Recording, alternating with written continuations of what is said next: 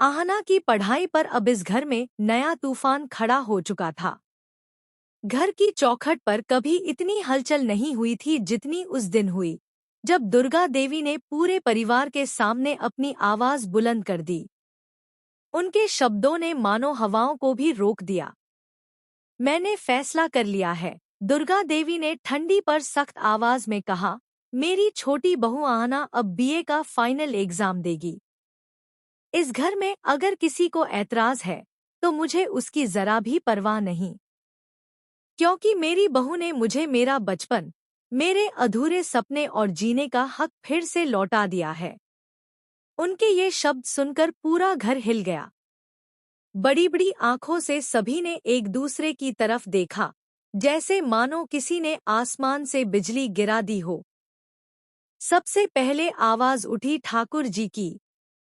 उनके चेहरे पर गुस्से की लकीरें साफ दिखाई दे रही थी। दुर्गा, तुम घर की परंपरा को भूल रही हो। ये कैसे संभव है कि हमारी बहुएं बाहर जाकर पढ़ाई करें, और अगर छोटी बहू पढ़ लिख कर अपने फैसले खुद लेने लगी तो इस घर की इस मिट्टी में मिल जाएगी।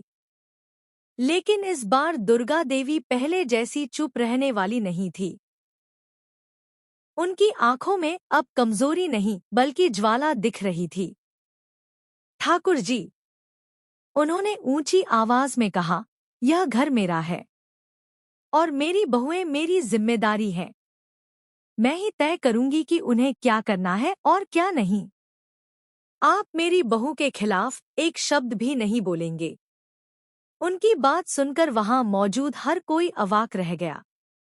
बुआ जी, जो हमेशा ठाकुर जी का साथ देती थी, तुरंत बोली, छोटी बहू को बाहर भेजना सही नहीं है। पढ़ाई लिखाई के बाद बहुएं अगर अपने फैसले खुद करने लगीं, तो घर का क्या होगा?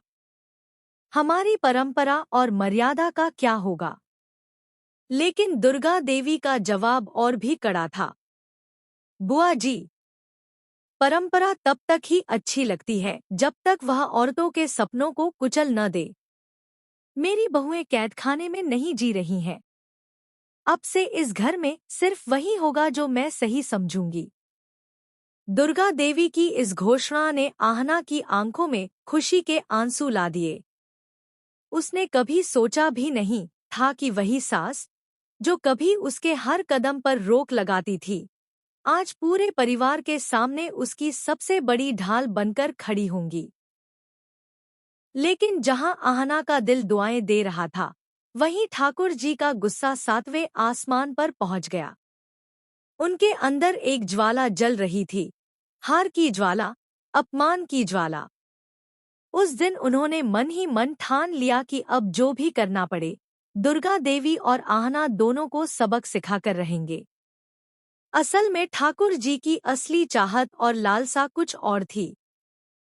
वह घर की असली सत्ता अपने हाथ में लेना चाहते थे।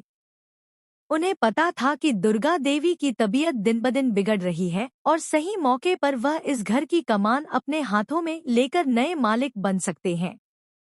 लेकिन उनका यह सपना, यह महत्वाकांक्षा, अब आहना की वजह से टूटती हुई दिख रही थी।